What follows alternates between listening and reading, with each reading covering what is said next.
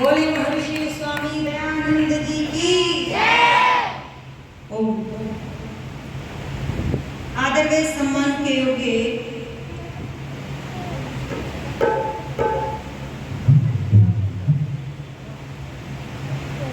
मंच का संचालन बड़ी निष्ठा और कर्मठता के साथ जो कर रहे हैं श्रद्धेय स्वामी जी महाराज श्री ब्रह्मानंद जी सरस्वती। कुछ नाम आप लोगों ने इस इश्तिहार में लिखे हुए हैं। कुछ प्रत्येक सत्र में उपस्थित होते हैं, कुछ एक दो सभाओं में देखने को मिले हैं और कुछ कारणवश परिस्थितियोंवश किसी भी सत्र में देखने को नहीं मिले हैं। पर अभी समय है, धीरे धीरे दर्शन होते रहेंगे। सभी का सम्मान करती हूँ। संरक्षक श्रद्धेय चौधरी बद्रूराम जी आर्य, गोपीचंद जी आर्य, संतोष भाई वैश्या जी, हमारे दादाजी आयुर्वेद हैं, प्रत्येक सत्र में उपस्थित होते हैं। आर्य समाज के प्रधान श्रद्धेय श्री चौधरी हरि सिंह सैनी जी, मंत्री जो बिल्कुल मंत्री की तरह सजग और प्रहरी बनकर के आर्य समाज के दरवाजे पर उपस्थित रहते हैं। जो लोग आते हैं, जो सक्षम नहीं होते चलने में, उनको पकड़ पकड़ करके भी ला करके कुर्सियों पर बिठा रहे हैं।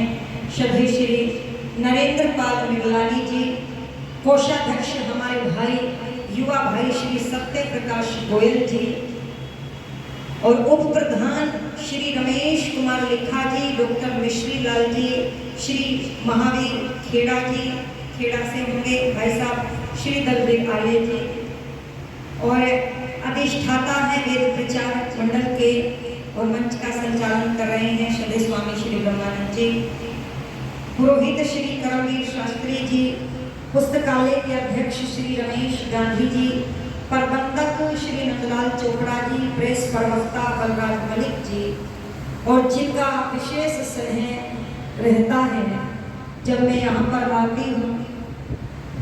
और बीच बीच में भी कई वर्षों का गैप रहा, कुछ बीमारियों के कारण ये संसार में बीमारियाँ फैली इनकी वजह से, कुछ बच्चों की वजह से, लेकिन वो मेरे से फोन पर ऐसे ही जुड़े रहे, पूछते रहे संगीता कैसे हैं, बच्चे कैसे हैं, क्या कर रहे हो। ऐसे ही प्रचार मंत्री हैं श्री हमारे बाबूजी श्री राधे श्याम जी आर्य, उनका हम बहुत बहुत सम्मान करते हैं।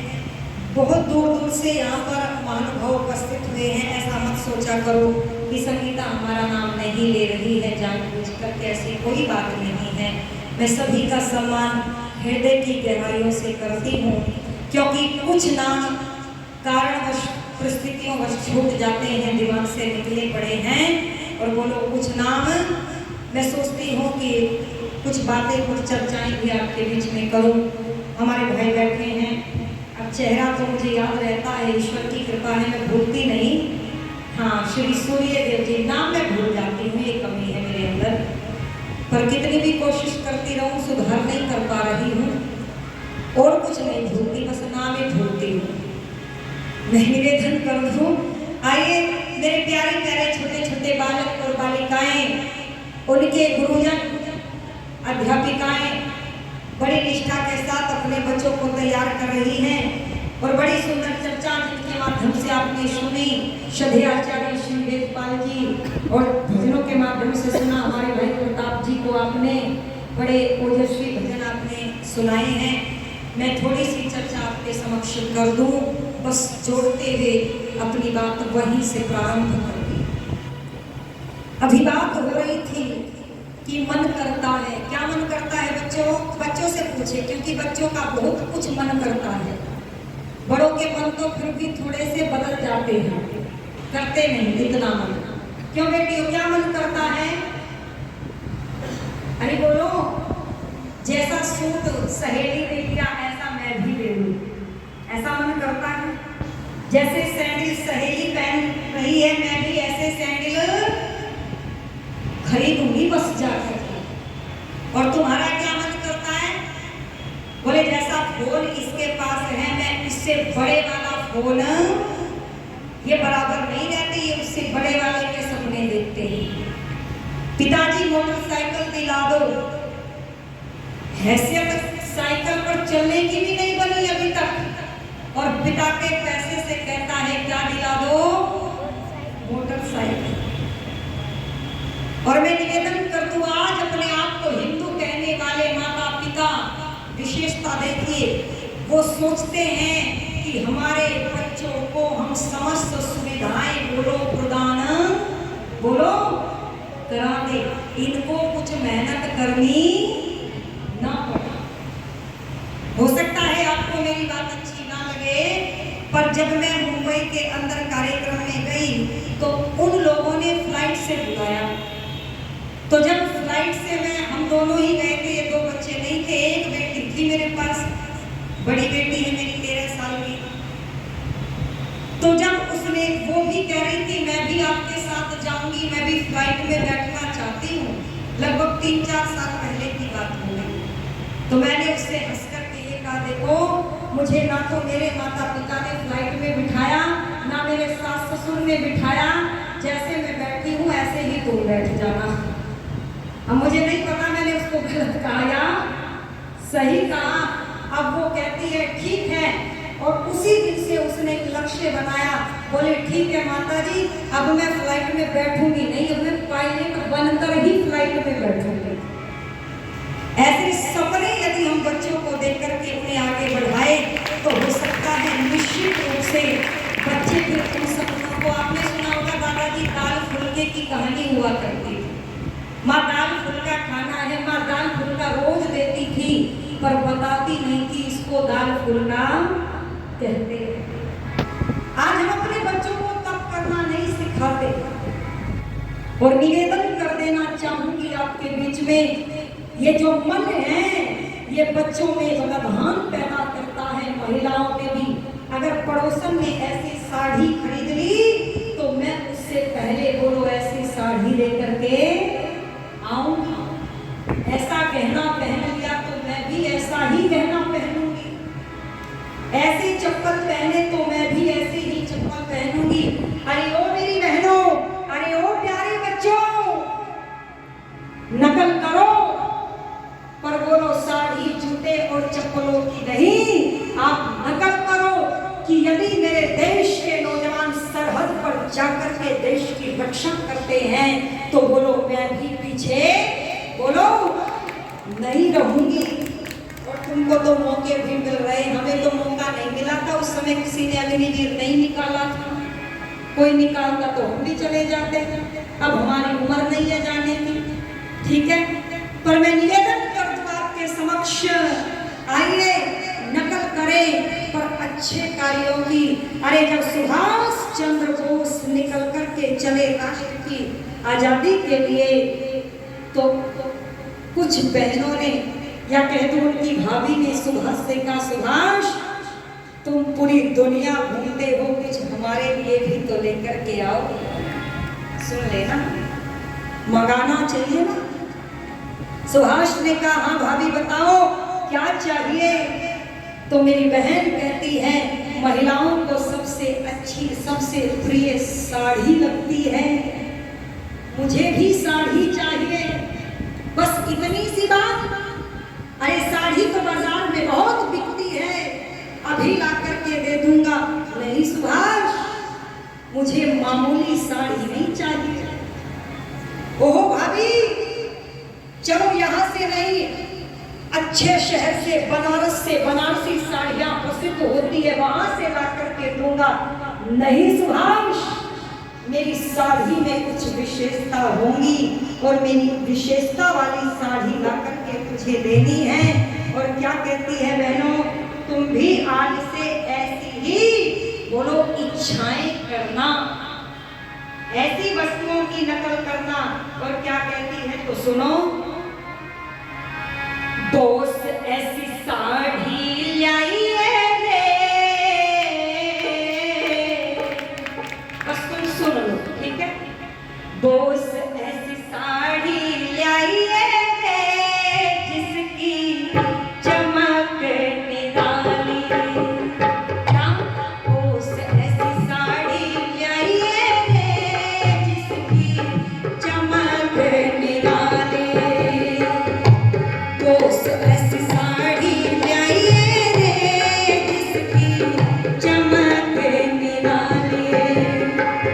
चमक निराली जिसकी चमक निराली, चमक निराली जिसकी चमक निराली, तो ऐसी साड़ी प्यारी है जिसकी चमक निराली।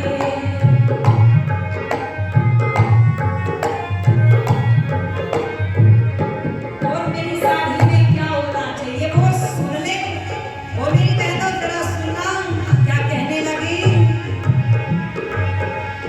साड़ी ऊपर फोटो में भारत के सभी आर्य हो, साड़ी ऊपर फोटो में भारत के सभी आर्य हो, तिलक गोखले ऋषि दयानंद स्वामी शंकराचार्य हो। जो आप सरी देखती है ना साड़ी में, ये सरी हो ये काम हो। मेरी बहन कह रही है मेरी साड़ी पर किसके फोटो छपवा देना बोस।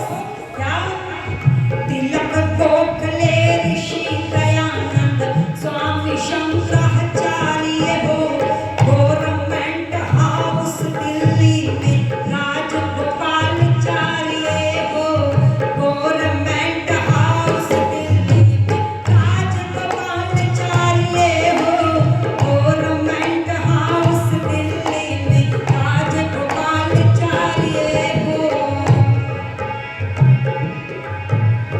रक्षा मंत्री भारत के, रक्षा मंत्री भारत के हो, अरे रक्षा मंत्री भारत के बलदेव सिंह सरदारी, बोस ऐसी साड़ी लाइए जिसकी चमक निराली, बोस ऐसी साड़ी लाइए जिसकी चमक निराली।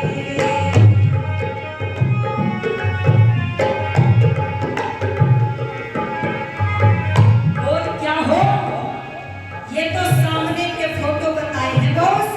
और नीचे साड़ी के जो पल्ले पर जो मेरी बहनें बहुत अच्छे ढंग से बना करके चलती है, उस पर किस किस के फोटो छपे हो तो सुन लो।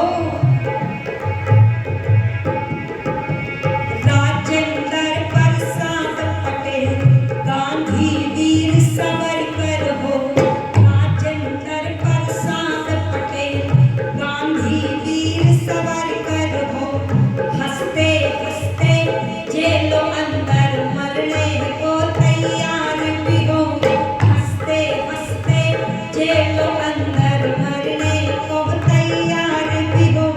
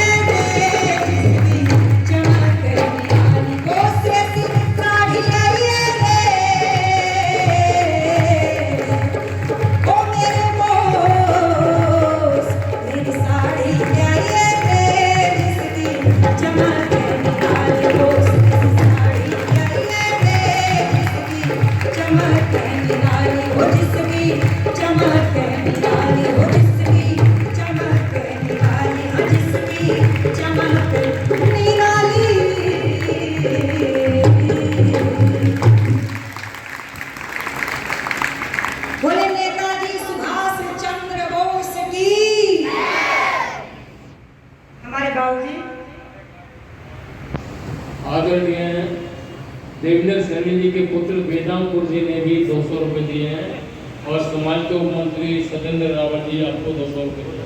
बहुत बहुत धन्यवाद करती हूँ। हमारा छोटा सा बेटा क्या बता दीपेंद्र, अच्छा हमारे दादाजी ने भिजवाए हैं। अच्छा दीप कुमार जी ने अपनी पवित्र कमाई से 100 रुपये में आपका भी बहुत बहुत धन्यवाद करती हूँ। ये इच्छाएं हुआ करती थी हमारे देश में महिलाओं की। मैंने रात एक बात कही थी, आप लोग नहीं थे, कि अब हमारा मन क्या करता है, हमारी क्या इच्छाएं हैं। हमारी इच्छाएं हैं कि भाई बड़े शहर में एक घर बन जाए। हमारे बाबूजी श्री राधे श्याम जी आर्य वो अपनी पवित्र कमाई से 500 रुपए देकर के सम्मान कर रहे हैं। एक बार तालियों से आप भी सम्मान करो। और मैं जब भी आती हूँ आर्य समाज हिसार में, आप ऐसे ही अपनी पवित्र कमाई से हमारा सम्मान बढ़ाते हैं। हमारे मंत्री जी हैं, वो मंच पर सम्मान यहाँ पर तो सबके सामने, इसका अर्थ है कि वो दिखाना नहीं चाहते होंगे, सबके सामने नहीं करते, पर स्पेशल कमरे में जाकर के हम सभी को 500 रुपये देकर के उन्होंने हमारा सम्मान बढ़ाया है। मैं आपका भी बहुत बहुत सम्मान करती हूँ, धन्यवाद करती हूँ। और निवेदन कर रही थी कि आज हमारी क्या इच्छाएं हैं कि हिसार में एक अच्छी सी कोठी बन जाए। ऐसे ही सोचते हैं ना, बच्चों पढ़ाई क्यों कर रहे हो, क्यों कर रहे हो बताओ, कि हमारी क्या लग जाए, नौकरी। अच्छा बताओ अगर नौकरी ना लगी तो फिर क्या होगा, बताओ। बोले जी और का तो कुछ पता नहीं, पर हमारी शादी नहीं होगी। इधर वालों की तो लगे ना लगे हो जाएगी, चिंता मत करना, पर इधर वालों की नहीं हो पाएगी। क्यों? अभी आप सुन रहे थे कि पास से देख करके अगर देखते थे नेताजी को, तो वो रंग के अंदर से भी चमक आती थी। गोरवर्ण नहीं था, श्याम वर्ण था। पर मैं निवेदन करूं आपके समक्ष, रूप रंग कोई मान्यता नहीं रखती। बेटियों ध्यान से सुनना, और इस बात को सब कहते हैं और जानते हैं। इसीलिए आपसे कहूंगी कि कभी भी 2-2, 3-3 घंटे बड़ा कीमती होता है समय। एक बार चला गया तो पुनः लौट करके फिर किसी भी कीमत पर मिलता अरे बोलो नहीं। इसीलिए 3-3, 4-4 घंटे पार्लर में बैठ करके समय और धन की बर्बादी मत करना। करो नहीं, मत करना, तुम्हारे लिए भी कह रही हूं। अभी तो तुम नहीं करती, मैं जानती हूँ, पर सपना रहता है हम भी जाएंगे। क्यों? सुंदर बनकर के आएंगे। मैं कहा करती हूँ वो सुंदरता नहीं बल्कि गुलामी है, गुलामी। और किसके लिए करते हैं? क्यों बहनों? घर में तो कोई नहीं करती, या करती है? घर में तो महिलाएं ऐसे ही घूमती रहती है, जबकि हमने सुना कि श्रृंगार पति के लिए होता है, पर जब ये बाहर जाती है तब ये सज धज करके जाती है। क्यों? मेरे देश की संस्कृति ऐसी बोलो बिल्कुल नहीं। हमें सुंदर बनना है बच्चों। मैं ये नहीं कहती कि सुंदर मत बनना, सुंदर तो बनना है, पर कैसे? विचारों से, व्यवहार से, संस्कार से, और बोलो राष्ट्र को भी सुंदर बनाना है। हमें एक डॉक्टर बनना है। कैसा डॉक्टर? बोलो, अरे कुछ तो बोलो, मैंने बता तो दिया। सुंदर डॉक्टर बनेगी आप, सुंदर डॉक्टर। कैसा होता है? बोलेगी जब डॉक्टर बनेंगे 500 रुपए तो फीस ले लेंगे, 20 रुपए की दवाई 100 रुपए में दे देंगे किसी मामूली से आदमी को, फिर हम सुंदर बन जाएंगे, पार्लर में मेकअप करा लेंगे। ऐसी सुंदरता नहीं, फिर कैसी सुंदरता? बोले मैं डॉक्टर बन गया। आप सुनो, और जो बीमारी सामने वाले व्यक्ति को है उस बीमारी का इलाज करूंगा। जो नहीं है उसका मत करना, जो है नहीं अब इसके इलाज होते हैं। जो बीमारी है मैं उसका में रुपया खर्च हुआ है उतना ही रुपया दूंगा। ये है धर्म के साथ जुड़ करके अर्थ कमाना। और जो धर्म के साथ जुड़ करके अर्थ कमाते हैं बोलो उनकी सुंदरता बढ़ती है घटती नहीं। अध्यापक वर्ग, मेरी बहनें सुंदर होना चाहती है तो बोले जितना पाठ मैंने आज बच्चों के साथ निश्चित किया वो पाठ इतनी ईमानदारी से पढ़ाऊं कि मेरी ही क्लास में मेरे बच्चों को वह पाठ याद हो जाए। आजकल क्या होता है, छोटे छोटे बच्चों को बस टिक लगा करके किताब में दे दिया जाता है, ये याद करके आना, ये याद करके आना, ये याद करके आना। और बोलो जब याद नहीं हुआ, क्योंकि सबके घर में तो पढ़े लिखे माता पिता नहीं है ना। आज तो पढ़ाई ऐसी है कि अध्यापक को भी पहले पढ़ना पड़ता है फिर पढ़ाना पड़ता है। और जब वो पाठ याद नहीं हुआ तो बोले फिर ट्यूशन लगवाना, और ट्यूशन हमसे लगवाना। यदि बाहर वालों से लगवाओगे तो जिन बच्चों का ट्यूशन लगा होता है बोलो उनके नंबर ज्यादा आते हैं, और जिनका ट्यूशन स्कूल वाले अध्यापक के पास नहीं होता उनके नंबर कम आते हैं। अच्छा बताओ ये अधर्म है या नहीं है? ये क्या है? मजबूरी का फायदा उठाते हैं लोग। किससे करे बात साहब? अरे जब बसों की हड़ताल हो जाए ना तो एक रिक्शे वाला भी 20 रुपए यदि किराया होना ऑटो का तो बोलो 200 रुपए मांगता है। मानता या नहीं मानता? और किस प्रकार से लोग बात तो करते हैं राष्ट्र बने, कैसे बने, देश भगत सिंह का बने, पर कैसे बने? अरे भगत सिंह तूने तो त्याग किया था, समर्पण किया था। त्याग और समर्पण तो चाहते हैं हम, पर सामने वाला करे। जब हमारा नंबर आए तो फिर हमारे पास बोलो इन शब्दों के लिए जगह नहीं है। ओहो, इसीलिए लिख दिया। बोले शरीफ कौन है? शरीफ बोल दो आज। बोले भाई साहब जिसे लूटने का नहीं मिला है मौका, बस वही है शरीफ। और जिसे मौका मिल गया हो उसने छोड़ा है क्या बेटियों? इसीलिए मैं चाहती हूँ आप संकल्प लो कि जब मैं देश में निकलूंगा क्या बन करके, डॉक्टर बन करके, इंजीनियर बन के, प्रोफेसर बन के, बैंक मैनेजर बन के, और एक सच्चा इंसान बन करके तो अपने कर्तव्य को धर्म के साथ निभाऊंगा।